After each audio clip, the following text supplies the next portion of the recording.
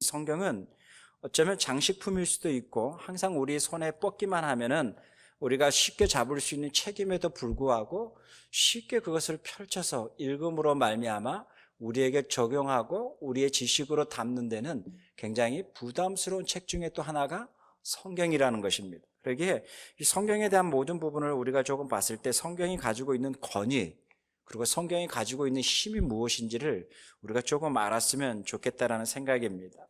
오늘 본문에 보면, 히브리서에 보면 이렇게 이야기합니다. 하나님께서 옛날에, 다시 이야기하면 과거예요. 하나님께서 과거에 많은 하나님의 사람들을 통해서 당신의 말과 뜻들을 그 백성들에게 수없이 이야기했다라고 이야기합니다. 그것이 오늘 본문의 1절에 보면 하나님께서는 옛날에 예언자들을 통하여 여러 번에 걸쳐서 여러 가지 방법으로 우리 조상들에게 말씀했다라고 합니다. 여기에 보면은 하나님의 사람들 예언자를 통해서 말씀을 하셨는데 한 가지 방법이 아니라 여러 가지 방법을 통해서 말씀했다라고 합니다. 그런데 여기서 우리가 한번 생각해 봅시다. 어떤 방법을 통해서 말씀하셨을까? 그 방법이 무슨 방법이었을까라는 거예요. 근데 구체적으로는 그 방법에 대해서 우리가 지금 논하려는 게 아니라 하나님이 전달하고자 하는 어떤 전달의 매체를 하나님 편에서의 방법으로 사용했을까? 아니면 그들의 편에서 쉽게 그들이 이해할 수 있고 그들이 익숙해질 수 있는 그 문화적인 코드와 방법을 통해서 전달했을까라는 거예요. 그들이 연구해야만이, 그 암호를 풀어야만이 그것을 해독할 수 있고 이해할 수 있는 하나님의 방법으로, 하나님의 수준의 방법으로 그것을 전달했을까? 아니면 쉽게 그들의 문화 속에서, 그들의 생각 속에서, 그들의 삶에서 경험할 수 있는, 그들이 충분히 이해할 수 있는, 어떤 모든 폭에 있는 사람들이 충분히 이해할 수 있는 그들에게 익숙한 방법으로 전달하지는 않았을까? 이것이 이제 우리가 한번 생각해 볼 수 있는 부분이라는 겁니다. 결론적으로 이야기하면 하나님의 전달의 방법은 하나님의 방식이 아닌 그들이 충분히 이해할 수 있고 그들의 문화 코드와 그들의 생활의 양식과 그들의 삶에서 경험할 수 있는 그들의 방법을 가지고 하나님은 전달했다라는 것입니다. 그것을 쉽게 볼 수 있는 것은 우리가 구약 성경뿐만 아니라 또 예수님의 그 사역 가운데 보면 예수님의 하나님의 나라에 대한 비밀들, 그리고 예수님의 하나님에 대한 이야기들, 예수님이 끊임없이 그들에게 이야기할 때에 예수님은 하늘의 놀라운 이야기를 하늘의 언어로 이야기하지 아니하고 그들의 언어로, 그들의 삶에서 경험하고 있는 걸로, 갈릴리 바다에서 직접 경험하고 있는 그들의 삶의 모습 속에서 그 어부의 언어로, 어부의 방법으로, 그리고 그 가수원에서 있으면 그들의 방법으로, 농부면 농부의 방법으로 그들에게 언어를 전달하고 방법을 전달하는 것은 하나의 통로라고 이야기한다면 이 통로의 흐름은 변하지 아니하는 본질, 하나님의 뜻, 하나님의 생각을 전달하는 통로로 이야기했다라는 것입니다. 그러기에 하나님의 뜻은 어려운 건 아니에요. 그죠? 하나님이 전달하고자 하는 어떤 목적과 그 어떤 그 의식과 세계관과 생각과 하나님의 그 마음들은 절대 어려운 게 아니에요. 중요한 건 뭐냐면 그것을 전달하는 방식이 어렵다라는 것이죠. 그런데 예수님의 사역을 보면 그것을 전달하는 방식을 보면 그들의 문화 속에서 충분히 이해할 수 있는 방식으로 예수님은 전달했다라는 겁니다. 그거요, 본질이 흐트러지지 아니하는 하나님의 마음을 그들의 삶에서 충분히 경험할 수 있는 방식으로 전달했다라는 겁니다. 동일한 거겠죠. 우리가 뭐 큐티 나눔 지난 수요일에도 동일한 스데반의 설교들 수많은 방법으로 전달했다라고 이야기하는 거죠. 근데 너희들은 그것을 받기만 했다라는 표현을 다른 면에 너희들은 그것을 알았다라는 거예요. 알았는데 뭐예요? 이그노를 했다라는 거겠죠. 알았는데 무시했다라는 거겠죠. 중요한 것은 지금 그 백성들이 그것을 지켰느냐 안 지켰는 게 아니라 오늘 히브리서의 본문에 보면 하나님은 수없는 사람들을 통해서 하나님의 방법으로 소통하려고 전달하고 했다라고 하는 지금 하나님의 이야기를 하고 있는 거예요. 그것이 1절에 보면 우리 조상들에게 수없는 방법으로 말씀하셨습니다라는 거예요. 그런데 그 조상들이 어떻게 됐나요? 이제 이게 우리들이 던져야 될 질문인 거예요. 세상에 한번 생각해 보세요. 만나를 먹었던 그 민족들, 하늘의 구름과 불기둥을 경험했던 그 민족들, 그것이 하나님의 소통의 방법이었어요. 그것을 통해서 그들은 하나님의 위대함을 알 수가 있었으니까요. 이집트 문명 속에서 신의 존재의 위엄과 신에게 제사 드리는 그 위엄과 기적들을 경험했던 그러한 이집트 문명에 살아왔던 이스라엘 백성들에게 그들에게 익숙한 방법은 하나님의 방법으로 불기둥을 보여준 거예요. 그러기에 그들은 야, 이 신이 더 위대하다, 더 크다라고 해서 그 신만을 섬기겠습니다라고 경배합니다. 하나님은 그들에게 이해할 수 있는 방법으로 나타나셔서 말씀하시고 가르치시고 보여주시는 방법으로 수없이 그 조상들에게 하나님은 자신을 소통했다라고 이야기하는 거예요.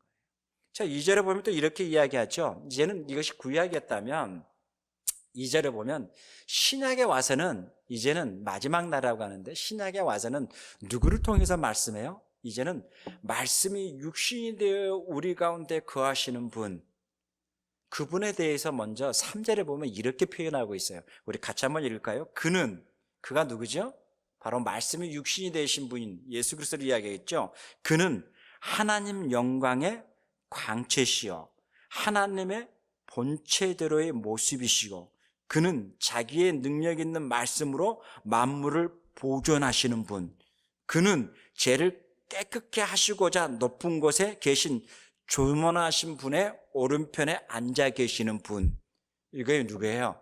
예수 그리스도를 이야기하는 거예요. 자, 그분이 오늘 2절에 보면 이렇게 이 마지막 날에 아들을 통하여 우리에게 말씀하셨습니다라는 거예요. 자, 1절에 보면 구약인데요. 예언자들을 통해서, 선지자들을 통해서, 혹은 예언자 선지자만 통해서 이야기했을까요?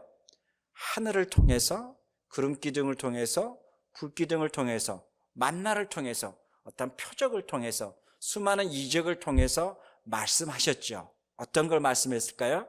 하나님의 마음이 무엇인지를 전달했겠죠. 자, 그 전달을 했는데 오늘 2절에 보면 이제는 마지막 날에는 예수 그리스도 그 아들을 통하여 우리에게 말씀하셨습니다. 우리에게 아들을 통하여 말씀하려면 그 아들은 우리에게 말씀하시려면 어떤 모습이어야 될까요? 동일하게 우리와 같은 모습이 돼야만이 가능하지 않겠어요?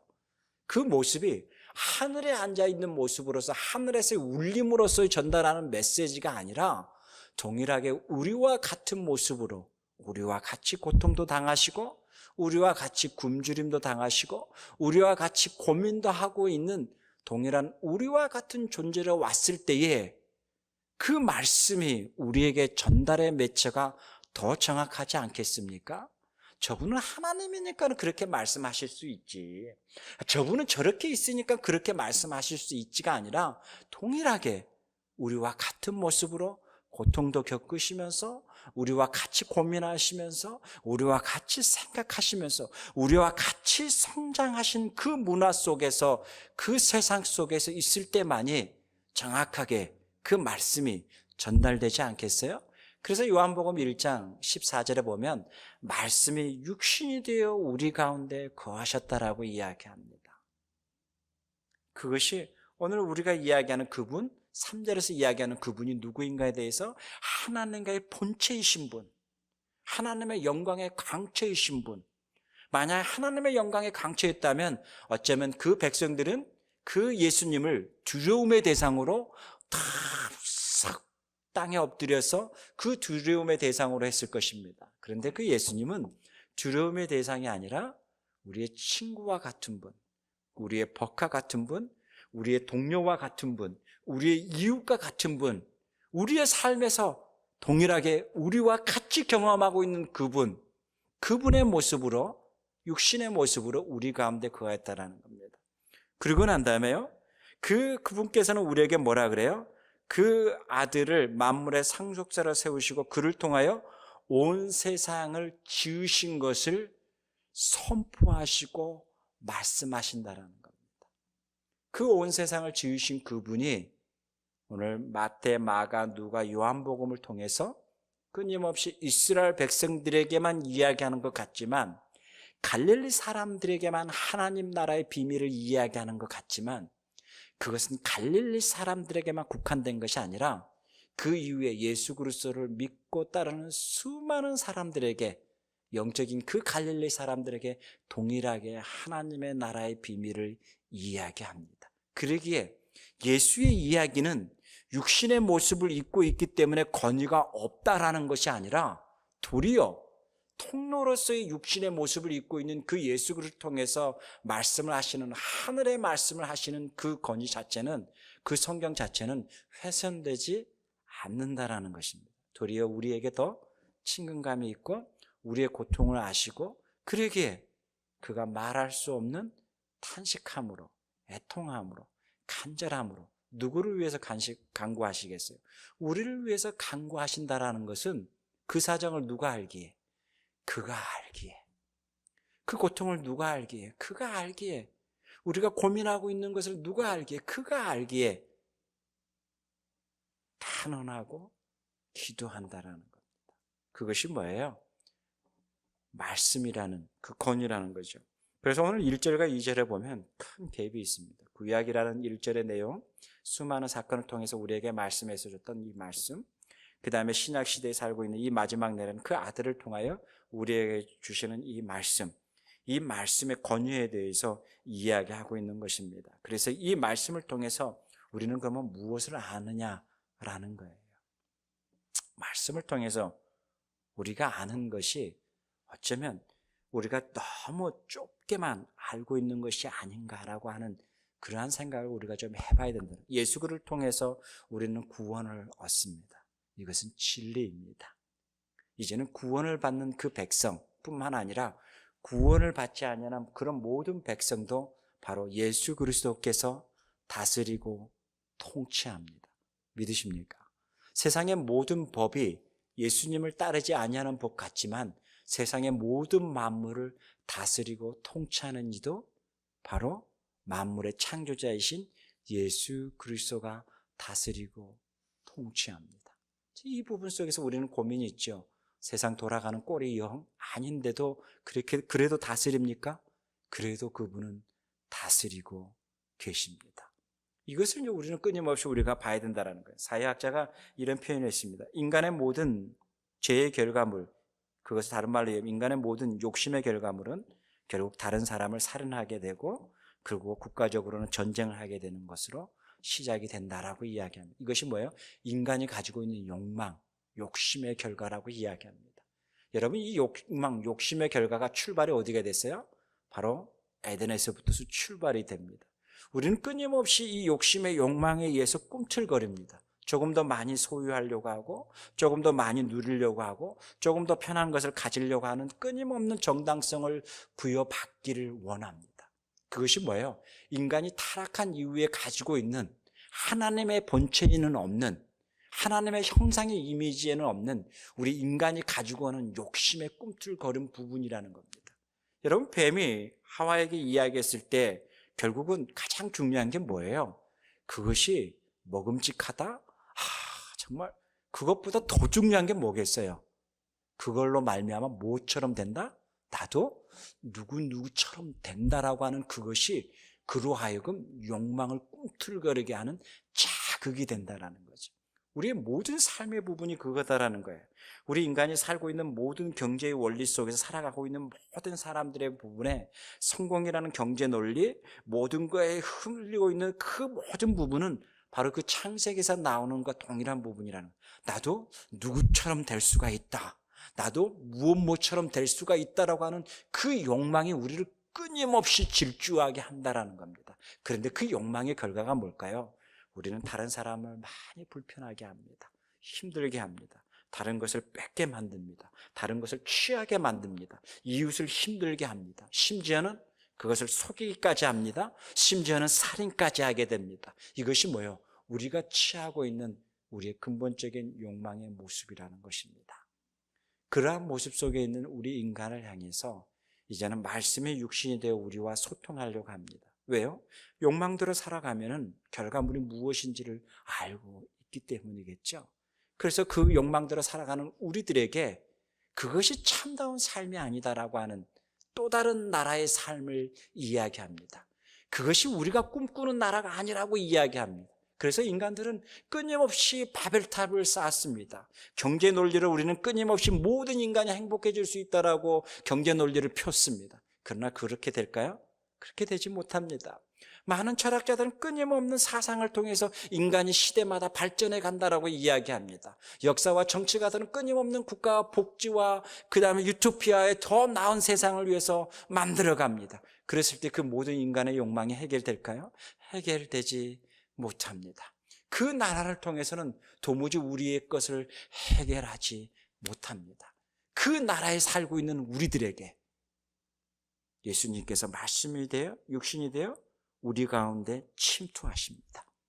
그러고 난 다음에 그 나라의 논리가 아니라 바로 예수님이 경험하고 있고 예수님이 창조하신 본래의 그 나라, 하나님의 나라에 대해서 우리에게 선포하십니다. 그 나라는 애통하는 자라고 이야기합니다. 그 나라는 이웃이 고통받아야만이 내가 성장한다라고 하는 오늘날의 경제의 논리, 성장의 논리가 아니라 이웃의 모습을 보면서도 애통한다라고 이야기합니다. 그 이웃이 크리스찬이기 때문에 애통하는 게 아니라 내 이웃이기 때문에 애통한다라고 이야기합니다. 이것이 뭐예요? 하나님 나라의 출발이라고 이야기합니다.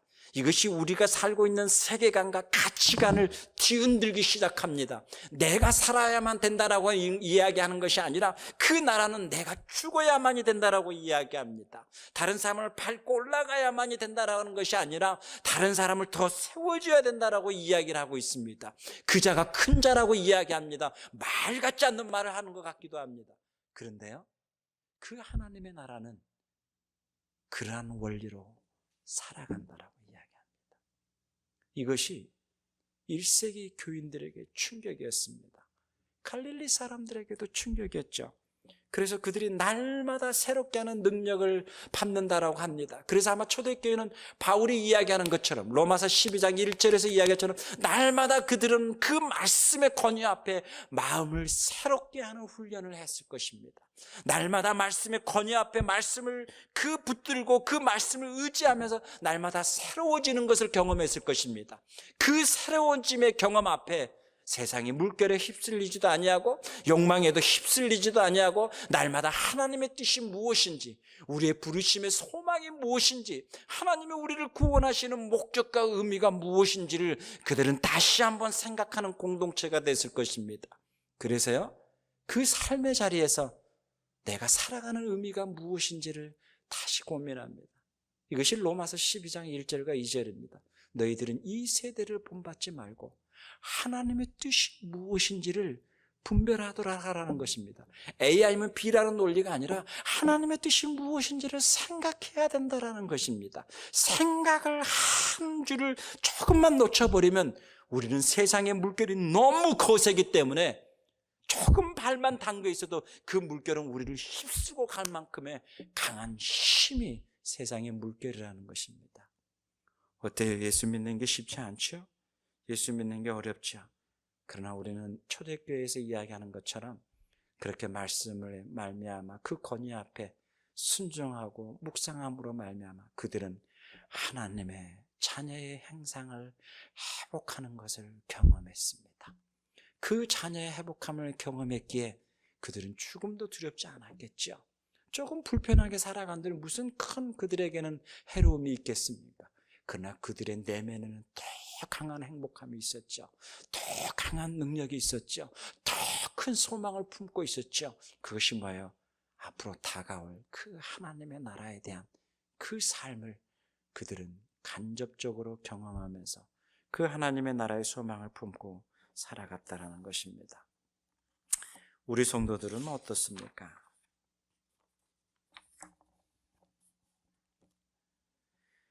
오늘날 우리의 삶에서 우리가 적용해 볼 수 있는 부분입니다.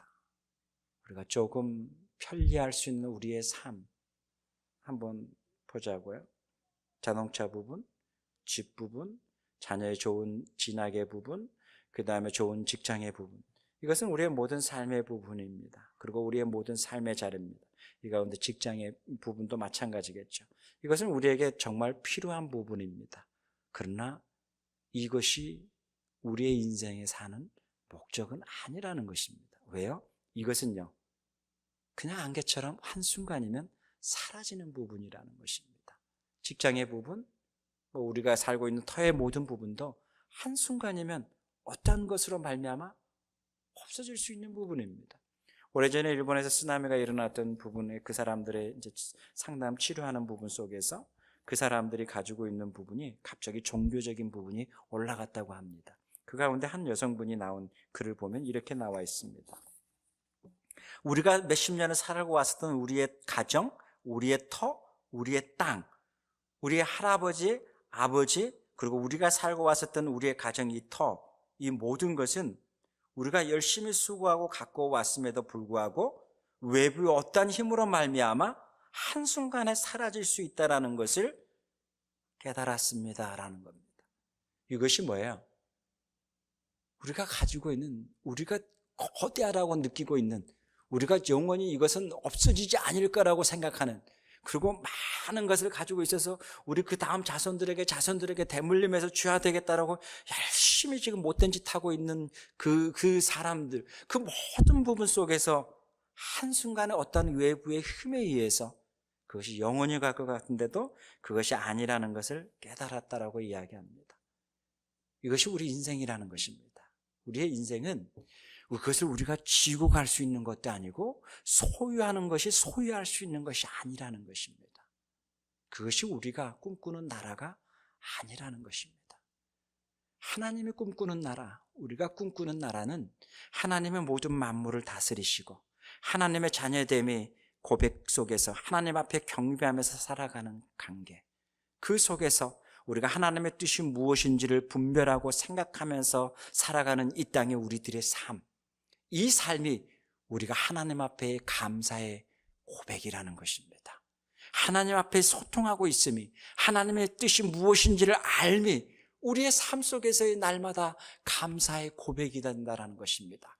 하나님 앞에 경배함이, 하나님 앞에 예배함이 우리가 하나님 앞에 감사의 고백이 된다는 것입니다. 단순히 어떤 물질이 조금 풍요로운 그 물질은 어느 순간이면 사라질 수 있는 부분에 감사의 고백의 부분이 아니라, 이것은 우리가 늘고 있는 더 감사의 고백할 수 있는 가치적인 부분은 하나님이 나의 주인 되시고 하나님이 나를 다스리고 있음을 내가 오감으로 느끼고 살아가는 것이 하나님 앞에 우리의 감사의 고백이 된다는 것입니다. 여러분, 어둠은 빛의 부재로 말미암아 나타나는 게 어둠입니다. 어둠은 존재하지 않습니다. 빛의 부재가 되면, 빛이 없으면 어둠은 있습니다. 그러나 가장 근본적인 빛이 존재하게 되면 어둠은 존재할 수가 없습니다. 하나님의 나라는 이렇다라는 것입니다. 하나님의 나라는 어둠에 존재하는 나라가 아닙니다. 하나님의 빛이 존재하는 나라입니다.